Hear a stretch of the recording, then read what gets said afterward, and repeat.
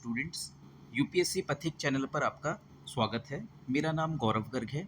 आज हम हमारे करंट अफेयर्स की सीरीज़ एक शुरू करने जा रहे हैं, जिसमें हम क्या करेंगे, डेली न्यूज़पेपर के किसी आर्टिकल को उठाएंगे, ठीक है, और उसको बहुत हॉलिस्टिकली हम कवर करेंगे UPSC prelims as well as mains के अनुसार, ठीक है। इसके साथ में हम क्या करेंगे, जो पीवाईक्यूज आए हुए हैं उनको भी कोशिश करेंगे कि हम कवर करें इस वीडियो में ही, जो डेली क्लास आएगी उसमें ही। जैसे कि आज का जो टॉपिक है वो है primary health care doctors, a case where the caregivers need care. तो इस टॉपिक को अगर हम देखते हैं तो ये GS2 में आपका बड़ा इंपॉर्टेंट हो जाता है।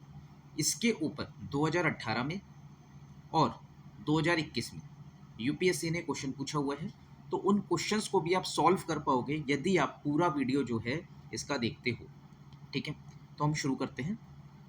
तो अगर हम देखें तो प्राइमरी हेल्थ केयर होते क्या हैं और प्राइमरी हेल्थ केयर में डॉक्टर का क्या रोल होता है उसको हम समझते हैं। तो सबसे पहले जब हम बात करते हैं कि प्राइमरी हेल्थ केयर क्या होता है, तब नाम से आपको समझ में आ रहा होगा कि ये एक हेल्थ केयर है जो प्राइमरी लेवल पे काम कर रहे हैं। तो एक प्राथमिक स्वास्थ्य जो है चिकित्सा केंद्र होंगे ये, है ना। इसमें करेंगे क्या बेसिकली, ये कहाँ पर होंगे, अगर हम देखें तो मेनली ये रूरल एरियाज में होंगे, ठीक है, या फिर स्मॉल टाउन्स में होंगे, ठीक है। फिर बात आती है कि इन प्राइमरी हेल्थ केयर में डॉक्टर्स जो हैं वो बैठते हैं। तो ये डॉक्टर्स कौन होते हैं, क्या ये स्पेशलिस्ट होते हैं या ये फिजिशियन होते हैं, ये भी हमें मालूम होना चाहिए। तो देखो, जो डॉक्टर्स यहाँ पे बैठते हैं वो बैठते हैं फिजिशियन। अब जो बात आती है वो ये है कि फिजिशियन होता क्या है ना।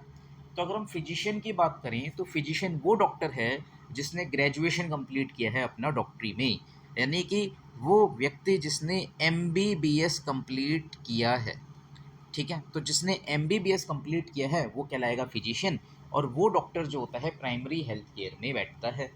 फिर प्राइमरी हेल्थ केयर से अगर हम ऊपर जाते हैं तो हमें डिस्ट्रिक्ट हॉस्पिटल देखने को मिलता है, और उसके बाद में हमें और भी ज़्यादा सुपर स्पेशलिटी हॉस्पिटल देखने को मिलता है। तो जो डॉक्टर्स यहाँ पे बैठते हैं वो तो फिजिशियन होते हैं, ठीक है, यानी कि जिन्होंने MBBS किया है।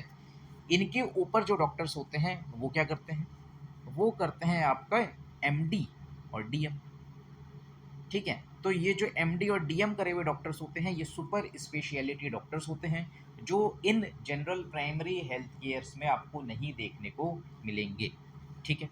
फिर हम बात करते हैं कि जो प्राइमरी हेल्थ केयर में डॉक्टर्स होते हैं बेसिकली किन चीज़ों का इलाज करते हैं, अभी हम आएंगे जो स्लाइड में लिखा हुआ है, लेकिन एक बेसिक अंडरस्टैंडिंग हमारे लिए बनाना ज़रूरी है ताकि आपको वो चीज़ें समझ में आए जो हम पढ़ने जा रहे हैं। तो उसके लिए हम बेस बना रहे हैं।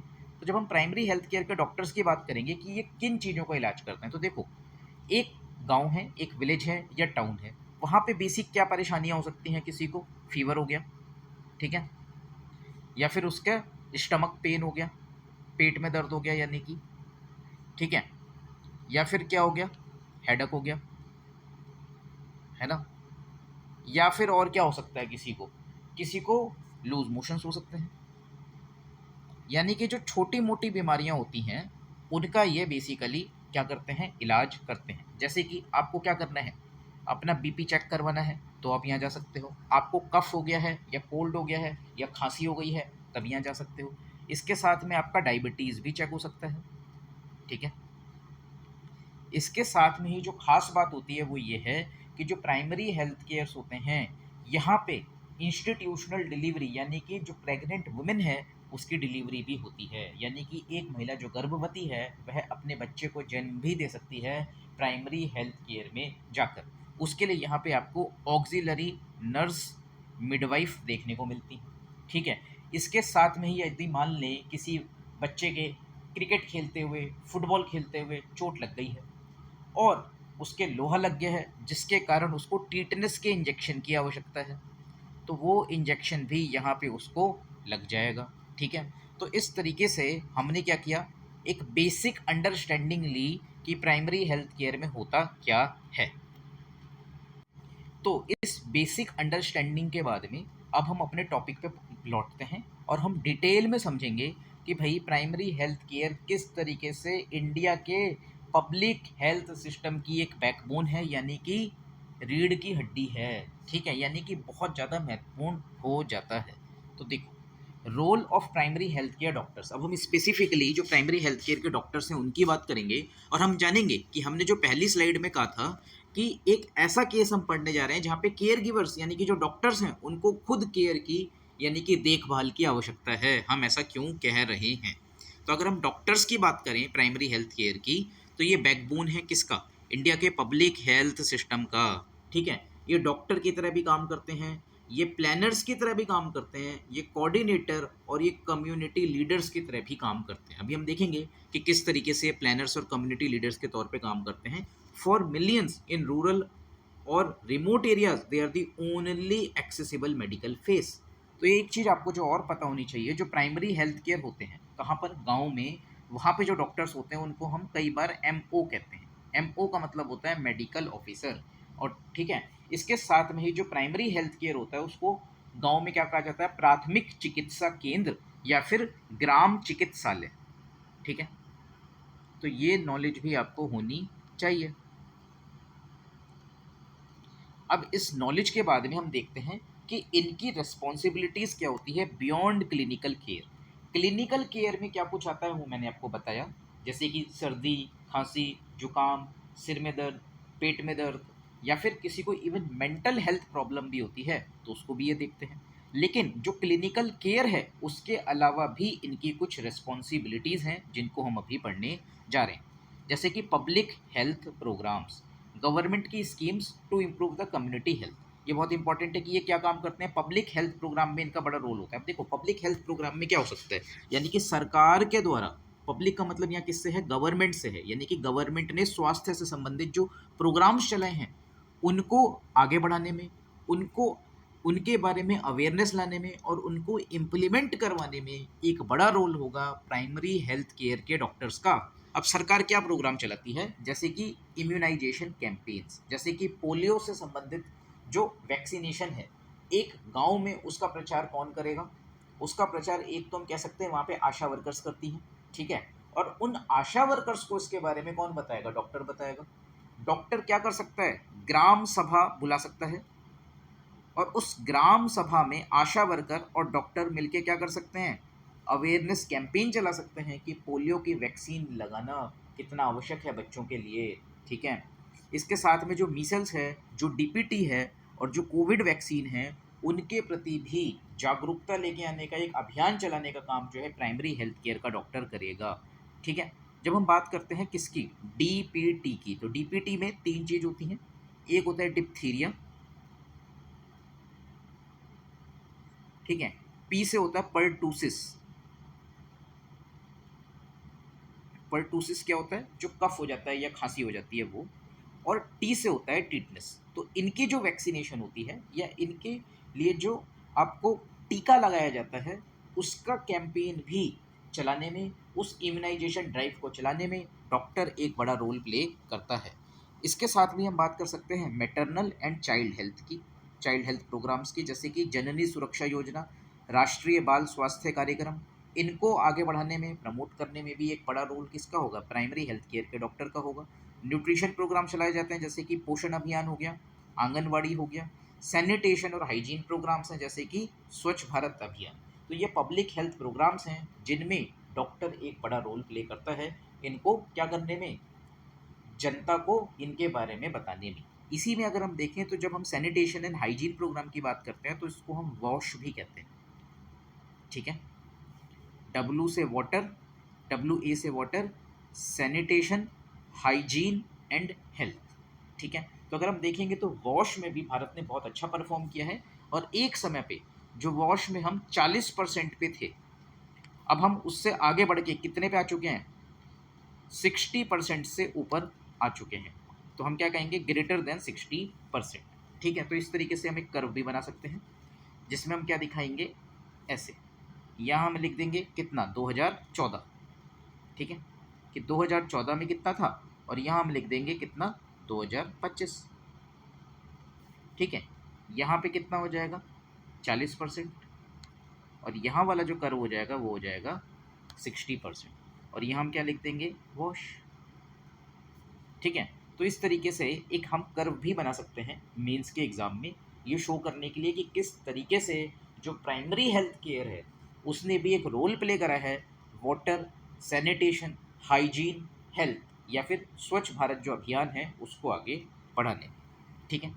फिर हम बात करें अगर डिजीज़ सर्विलांस की, तो उसमें भी एक बड़ा रोल प्ले किया जाता है प्राइमरी हेल्थ केयर के डॉक्टर्स के द्वारा, जैसे कि मॉनिटरिंग करते हैं to detect and prevent disease spread, जैसे कि मलेरिया है, डेंगू है, कोविड-19, कॉन्टैक्ट ट्रेसिंग है, टीबी है, लेप्रोसी की रिपोर्टिंग है, ये सारी चीज़ें जो हैं उसका ख्याल भी प्राइमरी हेल्थ केयर के डॉक्टर्स रखेंगे।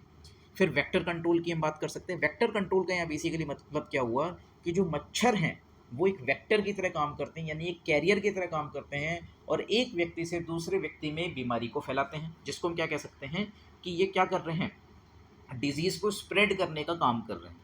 ठीक है। तो mosquito breeding site elimination, fumigation, rodent and fly control. Rodent का मतलब क्या होता है, चूहा, है ना, और फ्लाई का मतलब मक्खी।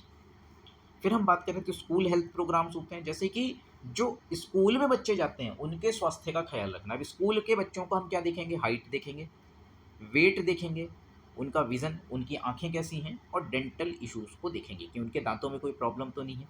इसके साथ में वैक्सीनेशन वेरिफिकेशन भी होगा, न्यूट्रिशन काउंसलिंग भी होगी और हाइजीन की यानी साफ़ सफाई की उनको शिक्षा भी दी जाएगी।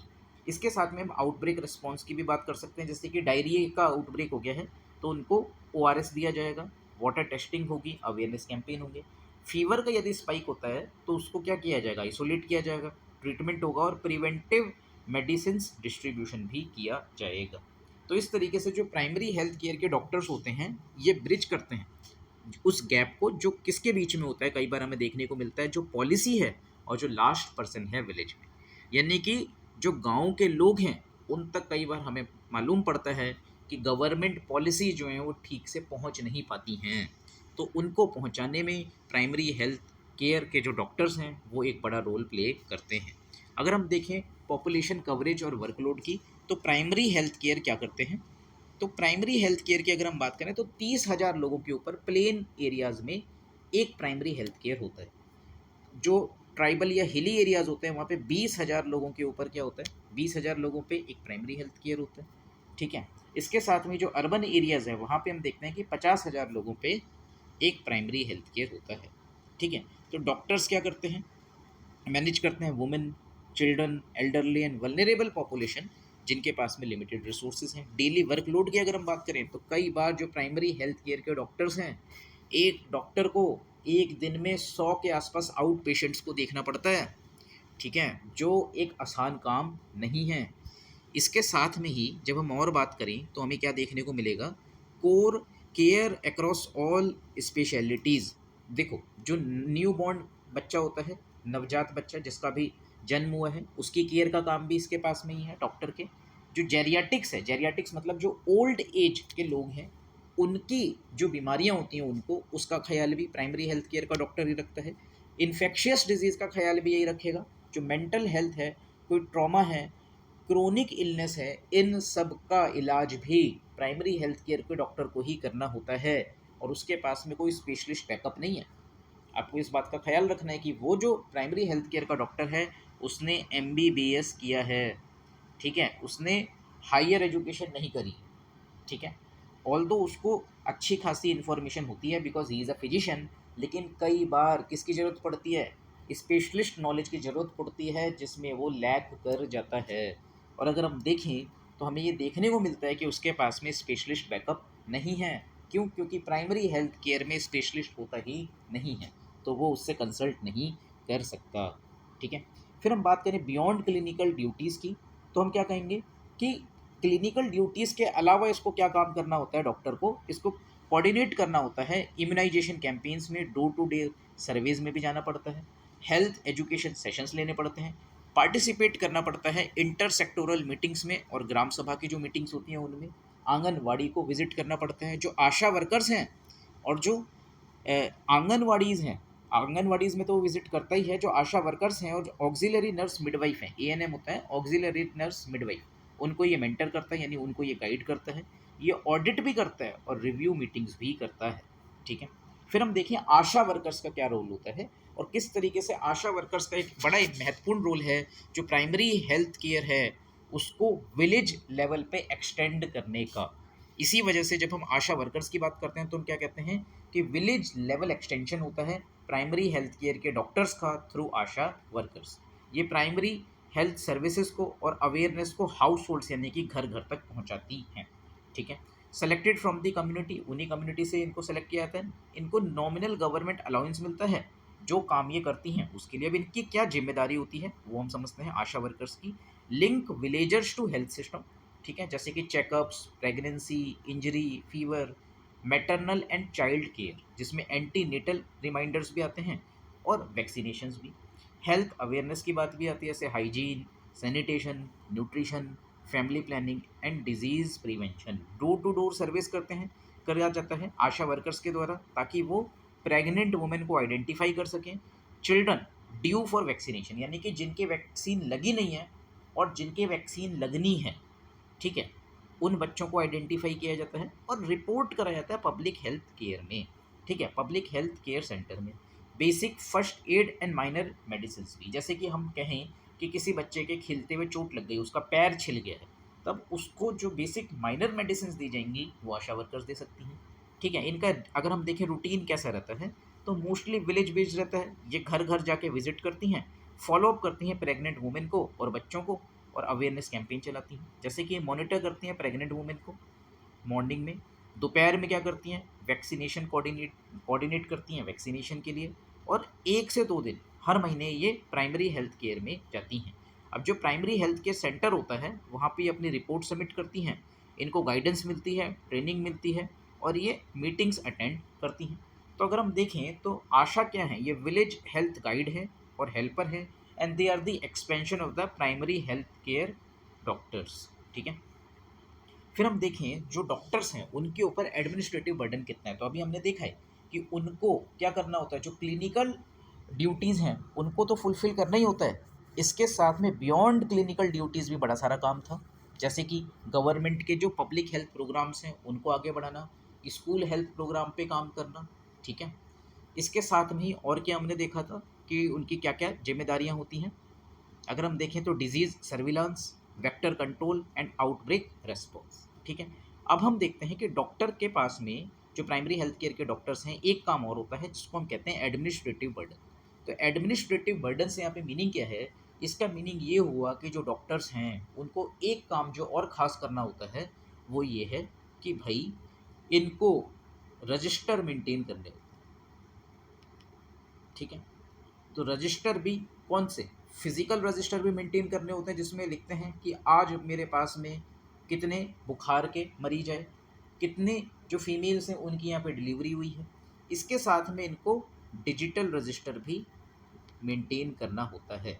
ये एक एडमिनिस्ट्रेटिव वर्क है जो हम क्या कहते हैं कि इनके ऊपर बर्डन को बढ़ा देता है।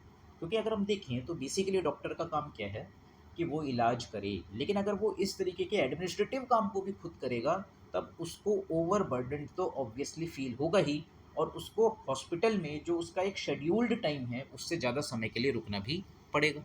ठीक है, तो अगर हम देखें जो प्राइमरी हेल्थ केयर हैं वो मेंटेन करते हैं 100+ फिजिकल रजिस्टर्स, जिसमें आउट पेशेंट रजिस्टर अलग होता है, maternal and child health register अलग होता है, नॉन कम्युनिकेबल डिजीज़ का रजिस्टर अलग है, ड्रग इन्वेंट्री होती है कि कौन कौन सी दवाइयाँ इनके पास में हैं, और सैनिटेशन का रजिस्टर अलग होता है। ठीक है, अगर हम देखें डिजिटल सिस्टम्स की तो हम क्या कहेंगे, वो उसमें जो खास है वो एक आपको जो याद होना चाहिए वो है Ayushman Bharat portal and यूविन।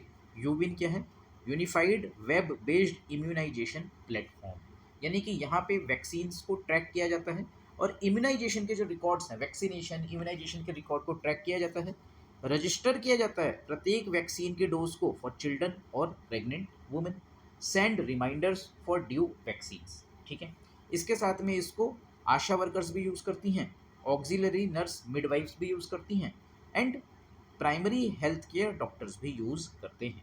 Problem क्या है, डुप्लीकेशन ऑफ वर्क होता है। जब एक डॉक्टर फिजिकल रजिस्टर का भी रिकॉर्ड मेंटेन करता है और डिजिटल रजिस्टर का रिकॉर्ड भी मेंटेन करता है, then it leads to duplication of work, paper plus digital entry, doctors often work late.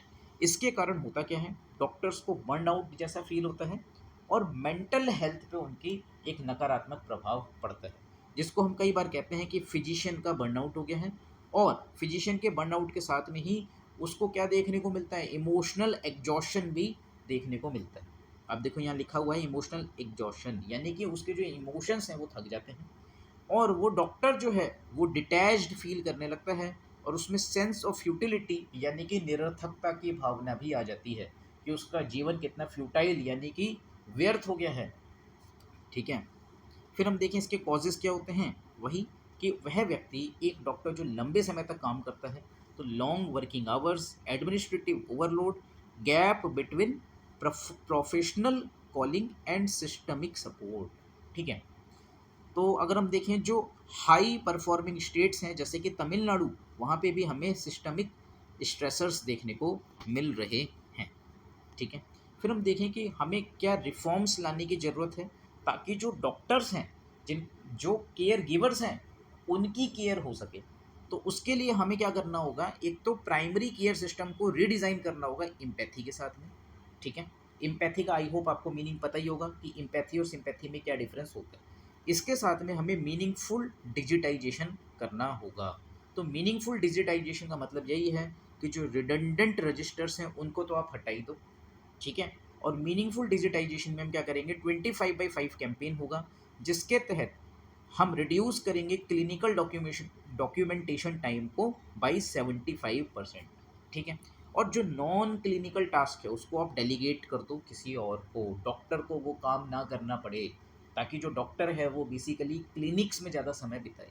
ठीक है, तो कल्चरल शिफ्ट भी हमें लेके आना होगा, कंप्लाइंस से हमें फैसिलिटेशन की ओर आगे बढ़ना होगा। आई होप आपको कंप्लाइंस और फैसिलिटेशन में डिफरेंस मालूम ही होगा। आपको क्या करना है, इसको कमेंट बॉक्स में लिखना है। ठीक है, फिर हम देखते हैं कि प्राइमरी हेल्थ केयर जो है वो किस तरीके से यूनिवर्सल हेल्थ केयर की ओर एक कदम हो सकता है। अब हम बेसिकली प्राइमरी हेल्थ केयर में क्या समस्या आती हैं उन पे बात करेंगे। अभी तक हमने प्राइमरी हेल्थ केयर क्या होता है वो समझा था, नर्स क्या काम करती हैं वो, आशा वर्कर्स क्या काम करती हैं वो, और जो डॉक्टर्स समस्याएं फेस करते हैं वो। अब हम इन जनरल पहले समझेंगे कि प्राइमरी हेल्थ केयर जो है, प्राइमरी हेल्थ केयर सेंटर्स वो किस तरीके से यूनिवर्सल हेल्थ कवरेज में एक रोल प्ले करते हैं। फिर हम समझेंगे कि प्राइमरी हेल्थ केयर्स में क्या क्या समस्याएं होती हैं।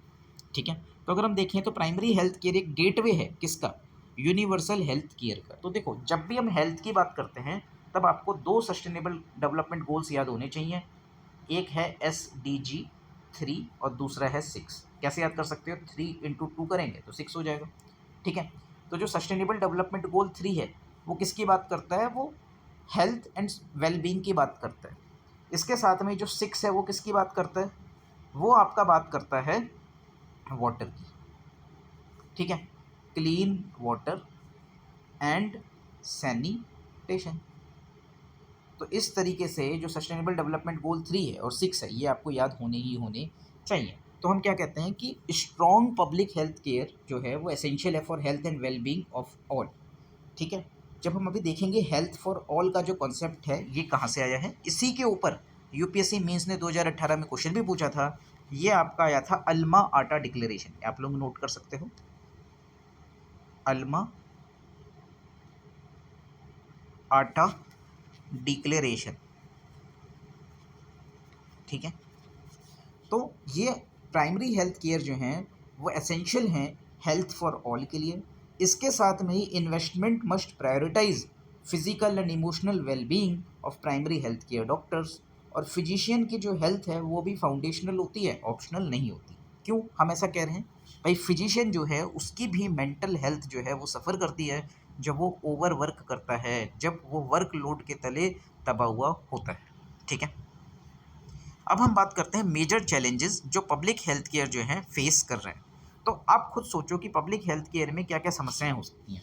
एक जो समस्या होगी वो तो इंफ्रास्ट्रक्चर की होगी, है ना। दूसरी समस्या क्या होगी, ह्यूमन रिसोर्स की होगी, यानी कि डॉक्टर्स की कमी होगी। तो इंफ्रास्ट्रक्चर और सप्लाई चेन की अगर हम बात करें तो हम कहेंगे प्राइमरी हेल्थ केयर जो है वही बहुत कम है। तो प्राइमरी हेल्थ केयर सेंटर्स की शॉर्टेज हमें देखने को मिलती है, वहाँ पे आपको बेसिक टूल्स भी कई बार देखने को नहीं मिलते। जैसे अगर हम बात करें तो बीपी मशीन नहीं है, सोचो अब कोई वहाँ पे जाता है पेशेंट अपना बीपी चेक करवाने, बीपी मशीन ही नहीं है। इसके साथ में ही वहाँ पे आपको क्या देखने को मिल रहा है कि नीडल्स ही नहीं है, सिरिंज ही नहीं है। ठीक है, आपको सिरिंज की ज़रूरत है, इंजेक्शन की ज़रूरत है, वो है ही नहीं वहाँ पे, तो आप कैसे लगाओगे इंजेक्शन। तो ये क्या है, बेसिक टूल्स की कमी है। इसके साथ में वैक्सीन का जो स्टॉक है वो ख़त्म हो गया है, ठीक है, स्टॉक आउट्स हो गई हैं वैक्सीन। इनएडिकेट फैसिलिटी, बिजली ही नहीं है। अब सोचो, अब यदि बिजली ही नहीं होगी तो कई सारी वैक्सीन ऐसी होती हैं जिनको कोल्ड स्टोरेज में रखना पड़ता है, कुछ मेडिसिन ऐसी होती हैं जिनको कोल्ड स्टोरेज में रखना पड़ता है, लेकिन अगर बिजली ही नहीं होगी तो हम क्या कहेंगे कि जो फैसिलिटीज़ हैं वो इनएडिकेट है, अपर्याप्त हैं, और वो एक मेजर इशू बनेगा, एक बॉटल नेक बनेगा, जिसके कारण प्राइमरी हेल्थ केयर सेंटर्स अच्छे से परफॉर्म नहीं कर पाएंगे। इसके साथ में हमें ह्यूमन रिसोर्स की शॉर्टेज देखने को मिलती है कि डॉक्टर्स की कमी है, नर्सिस की कमी है, मिड लेवल स्टाफ की कमी है, और ब्रेन ड्रेन हो रहा है। ब्रेन ड्रेन क्या है, मतलब कि जो डॉक्टर्स गांव के थे भी वो कहाँ चले गए, माइग्रेट होकर सिटी चले गए, ठीक है। तो इसको हम कहेंगे इंट्रा कंट्री माइग्रेशन, और एक देश से दूसरे देश में चले जाएंगे तो उसको हम कहेंगे इंटर कंट्री माइग्रेशन, या हम कहेंगे inward migration and outward migration, ठीक है। इसके साथ में डिजीज़ बर्डन भी अगर हम देखें तो गांव में थोड़े अलग तरीके के होते हैं, जैसे कि कम्युनिकेबल डिजीज़ गांव में ज़्यादा होंगे। क्यों? क्योंकि गांव में सैनिटेशन पुअर होता है, जो वाटर है, क्लीन वाटर है, उसकी समस्या रहती है, ओवर क्राउडिंग होती है, जिसके कारण वहाँ पे कम्युनिकेबल डिजीज़ यानी कि एक से दूसरे को फैलने वाली बीमारियाँ जो होती हैं वो ज़्यादा होने की संभावना है। इसके साथ में एक हमें ऑक्यूपेशनल हैजार्ड्स भी देखने को मिलते हैं। ऑक्यूपेशनल हैजार्ड्स का मीनिंग क्या होगा, जो एग्रीकल्चरल एक्टिविटीज़ में गाँव के लोग इन्वॉल्व होते हैं उसके कारण परेशानियाँ देखने को मिलती हैं, जैसे कि स्नेक बाइट हो गया, ठीक है, या फिर जो पेस्टिसाइड है उसकी पॉइजनिंग जो है वो फार्मर को अफेक्ट करती है कई बार, पेस्टिसाइड का जो पॉइजन होता है, ठीक है। इसके साथ में ही और क्या समस्याएं हो सकती हैं, रोडेंट्स यानी कि चूहों के कारण बीमारियां हो सकती हैं, ठीक है। तो इस तरीके से जो ऑक्यूपेशनल हैजार्ड्स है वो हमने देखे, और गांव में इन जनरल जो परेशानियां हो सकती हैं उनको हमने देखा। फिर हम बात करेंगे जेंडर एंड सोशल इनइक्वालिटीज़ की। तो एक रिपोर्ट होती है, इसको हम कहते हैं इंडिया एक्सक्लूजन रिपोर्ट।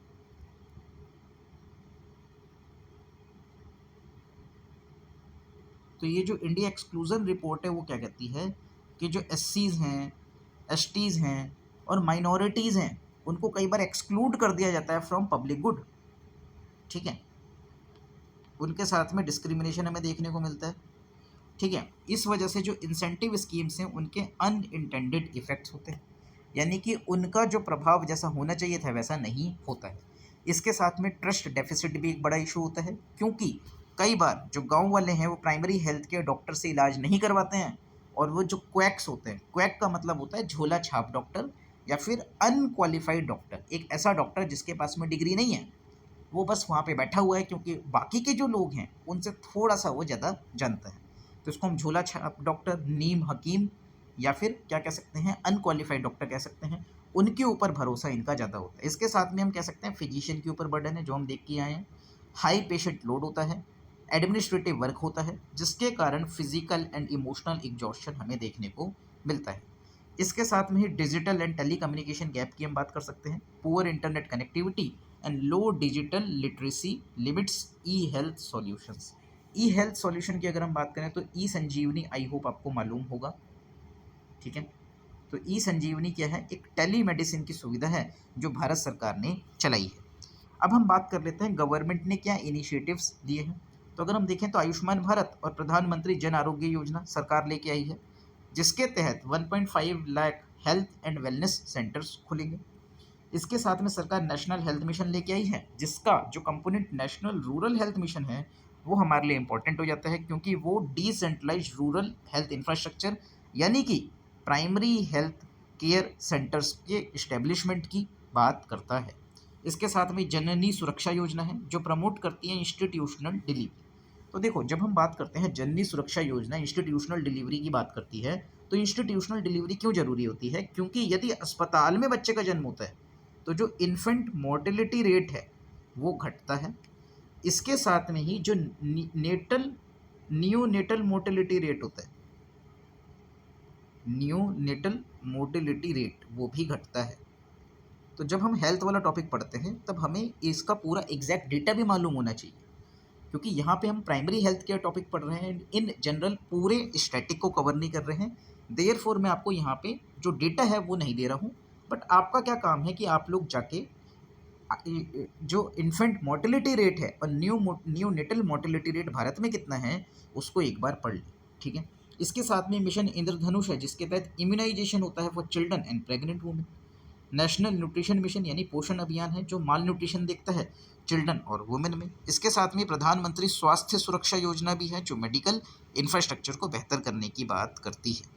और बाकी के भी आप देख सकते हो। ई संजीवनी देखो यहाँ पे है जो टेली मेडिसिन प्लेटफॉर्म है। इसके साथ में आशा प्रोग्राम है जो हमने देखा ही था, आशा वर्कर्स होती हैं जो घर घर जाके कई बार सर्वे भी करती हैं। ये कम्युनिटी हेल्थ वर्कर्स होती हैं for outreach in the rural areas. और आंगनवाड़ी वर्कर्स हमको देखने को मिलते हैं जो आईसीडीएस स्कीम पे काम करते हैं यानी कि इंटीग्रेटेड चाइल्ड डेवलपमेंट स्कीम। इनका फोकस होता है चाइल्ड के न्यूट्रिशन पे एंड ग्रोथ ट्रैकिंग पे। अगर हम कुछ केस स्टडीज़ की बात करें तो आप देख सकते हो दिल्ली का मोहल्ला क्लिनिक, ये neighbourhood based free primary health care ही थे। ठीक है, इसके साथ में हम बात कर सकते हैं कि ये क्या करेंगे, डायग्नोस्टिक करेंगे यानी कि डायग्नोज करेंगे क्या बीमारी हुई है, consultation, medicine, localised efficient access. इसके साथ में तमिलनाडु में एक अम्मा बेबी केयर किट है जो क्या ख्याल करती है, ये किट किस लिए है, न्यू बॉर्न की केयर के लिए है। और ये भी इंस्टीट्यूशनलाइज करती है, ये भी इंसेंटिवाइज करती है इंस्टीट्यूशनल डिलीवरी को। ठीक है, फिर हम बात करें तो तमिलनाडु में जो एचएसपी है ये एक पब्लिक प्राइवेट पार्टनरशिप है जो क्वालिटी हेल्थ केयर डिलीवरी पे फोकस करती है। ठीक है, फिर हम बात करते हैं अब यूपीएससी के जो पीवाईक्यूज़ हैं उनको देखते हैं। ये दोनों के दोनों पीवाईक्यूज़ जो हैं, आप चाहो तो जो मटेरियल अभी हमने पढ़ा है उससे हॉलिस्टिकली इन दोनों को सॉल्व कर सकते हो। जैसे कि क्वेश्चन है besides being a moral imperative of welfare state, ये GS2 2021 का क्वेश्चन है कि एक मोरल इम्पेरेटिव होने के बावजूद वेलफेयर स्टेट के primary health structure is a necessary pre condition for sustainable development. इस क्वेश्चन को हम कैसे कर सकते हैं, तो प्राइमरी हेल्थ केयर की यहाँ पे क्योंकि बात हो रही है और उस टॉपिक को हम पढ़ के ही आए हैं तो उसकी जो चीज़ें हैं उनको हम यहाँ पे लगाएंगे। तो सबसे पहले हम बात करते हैं कि beside being moral imperative of a welfare state, तो वेलफेयर स्टेट में क्या क्या चीज़ें आती हैं आपको वो मालूम होनी चाहिए। तो वेलफेयर स्टेट का अगर हम आर्टिकल के इंट्रोडक्शन में जिक्र करें तो उसमें हम आर्टिकल 38 का जिक्र कर सकते हैं as well as article number 47 का जिक्र कर सकते हैं। आर्टिकल 38 जो है वो बताता है कि भारत एक वेलफेयर स्टेट है और आर्टिकल 47 जो है वो न्यूट्रिशियस फूड की बात करता है। ठीक है, कि जो फूड है वो न्यूट्रिशियस होना चाहिए और आर्टिकल 47 के तहत ही आपको मालूम होगा कि लिकर बैन की भी बात होती है। तो इस तरीके से हम अपने आंसर की शुरुआत कर सकते हैं और हम बताएंगे कि एक वेलफेयर स्टेट में गवर्नमेंट का क्या काम होता है। गवर्नमेंट का काम यही होता है कि जो हेल्थ केयर है वो अफोर्डेबल होनी चाहिए। ठीक है, तो हम कह सकते हैं कि अफोर्डेबल हेल्थ केयर, और अफोर्डेबल के साथ साथ में वो उसकी एक्सेसिबिलिटी का भी ख्याल रखना होगा, है ना, एंड अवेबिलिटी का भी ख्याल रखना होगा, उसको हम जिक्र कर सकते हैं। ठीक है, तो प्राइमरी हेल्थ केयर एक नेसेसरी प्री कंडीशन है सस्टेनेबल डेवलपमेंट की। तो जब हम सस्टेनेबल डेवलपमेंट की बात करते हैं तो इस क्वेश्चन में हम सस्टेनेबल डेवलपमेंट गोल्स का जिक्र कर सकते हैं। तो सस्टेनेबल डेवलपमेंट गोल 1 क्या है बताओ, सोचो आप लोग। पुवर्टी है, तो किस तरीके से जो प्राइमरी हेल्थ केयर है वो पुवर्टी को कम करने में मदद करेगा वो हम लिख सकते हैं। सस्टेनेबल डेवलपमेंट गोल 2 की जब हम बात करते हैं तो वो है हंगर, तो किस तरीके से जो प्राइमरी हेल्थ केयर है वो हंगर को कम करने पे काम करेगा, उससे आप सेकंड पॉइंट बना सकते हो। ठीक है, सस्टेनेबल डेवलपमेंट गोल 3 जो है वो तो आपका किसके ऊपर है, हेल्थ के ऊपर है, तो हेल्थ में तो ये काम करेगा ही करेगा। इसके साथ में जब हम बात करते हैं सस्टेनेबल डेवलपमेंट गोल 5 की, तो वो किसकी बात करता है, वो बात करता है वुमेन एम्पावरमेंट की। तो जो प्राइमरी हेल्थ केयर है वो वुमेन एम्पावरमेंट पे भी बड़ा काम करता है। कैसे, क्योंकि इसके माध्यम से जो फीमेल की हेल्थ है, जो प्रेग्नेंट वुमेन की हेल्थ है उसको हम बेहतर कर सकते हैं। इसकी मदद से हम क्या कर सकते हैं, सैनिटरी नैपकिन्स के प्रति जो फीमेल्स हैं उनको अवेयर कर सकते हैं। इसके साथ में ही जो इन्फेंट मोर्टेलिटी रेट है उसको घटाया जा सकता है। इसके साथ में ही जो न्यूनेटल मोर्टेलिटी रेट है, ठीक है, उसको भी घटाया जा सकता है। इसके साथ में अगर हम बात करें तो जो स्टंटिंग है और वेस्टिंग है जो हमें बच्चों में देखने को मिलती है उसको हम कम कर सकते हैं। तो सस्टेनेबल डेवलपमेंट गोल 1 जो है वो पुवर्टी की बात करेगा, 2 हंगर की बात करेगा, 3 हेल्थ की बात करेगा, 5 जो है वो वुमेन एम्पावरमेंट की बात करेगा। ठीक है, और 3 के साथ में जो 6 है वो बात करता है वाटर की, सैनिटेशन की, हाइजीन की और हेल्थ की एक तरीके से, तो उसको भी हम यूज़ कर सकते हैं। इसके साथ में ही एक जो सस्टेनेबल डेवलपमेंट गोल 8 है उसका भी आपको जिक्र करना चाहिए, क्योंकि सस्टेनेबल डेवलपमेंट गोल 8 जो है वो किसकी बात करता है, इकोनॉमिक ग्रोथ की बात करता है। ठीक है। तो इस तरीके से यदि आपको सस्टेनेबल डेवलपमेंट गोल्स याद है तो उसको बेस बना के आप इस पूरे आंसर को लिख सकते हो। ठीक है। फिर हम बात करते हैं appropriate local community health care intervention एक प्री रिक्विजिट है to achieve health for all in India. तो ये जो हेल्थ फॉर ऑल है ये क्या कहते हैं WHO का एक मोटिव भी है, और इसकी जो हमने बात पहले भी करी थी वो क्या थी, वो ये था जो अस्ताना डिक्लेरेशन है या जो अल्मा आटा डिक्लेरेशन है उसमें हेल्थ फॉर ऑल का कॉन्सेप्ट आया था। तो इस तरीके से आप उसका जिक्र कर सकते हो। ठीक है। फिर अगर हम देखें तो कम्युनिटी लेवल हेल्थ केयर जो है ये भी बेसिकली आप यहाँ पे प्राइमरी हेल्थ केयर लिख के पूरा का पूरा आंसर आप लिख सकते हो। तो इसमें हम लिखेंगे कि जो प्राइमरी हेल्थ केयर होता है वो किस पे फोकस करता है, प्रिवेंटिव हेल्थ पे फोकस करता है। ठीक है।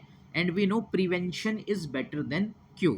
तो हम कह सकते हैं कि जो प्रिवेंटिव हेल्थ केयर है उस पे फोकस होगा, और प्राइमरी हेल्थ केयर क्या है, जो इनिशियल होता है, एक जो डिजीज है वो अपनी इनिशियल स्टेज में होता है उसी पे उसको क्या कर लेता है, डायग्नोज कर लेता है, जिसकी वजह से जो बीमारी है वो क्रोनिक नहीं होती और बीमारी जो है वो बड़ी नहीं होती, और जो टर्शरी हेल्थ केयर तक एक मरीज पहुंच जाता है क्योंकि इनिशियल लेवल पर उसको अपने डिजीज़ के बीमारी के बारे में पता ही नहीं चल पाया था, उस चीज़ को मिटिगेट करने में भी प्राइमरी हेल्थ केयर एक बड़ा रोल प्ले करता है। तो इसमें हम क्या कुछ लिख सकते हैं कि ये बेसिकली करता क्या है, एक प्री रिक्विजिट कैसे हेल्थ फॉर ऑल के लिए। तो इसमें हम क्या कहेंगे कि एक तो ये क्या कर रहा है, प्रिवेंटिव हेल्थ केयर में मदद करता है। ठीक है। तो प्रिवेंटिव हेल्थ केयर के साथ साथ में ये अफोर्डेबल हेल्थ केयर है। ठीक है। ये एक रोल प्ले करता है किसमें, फीमेल हेल्थ में। ये क्या करता है, ये वैक्सीनेशन ड्राइव चलाता है। ठीक है।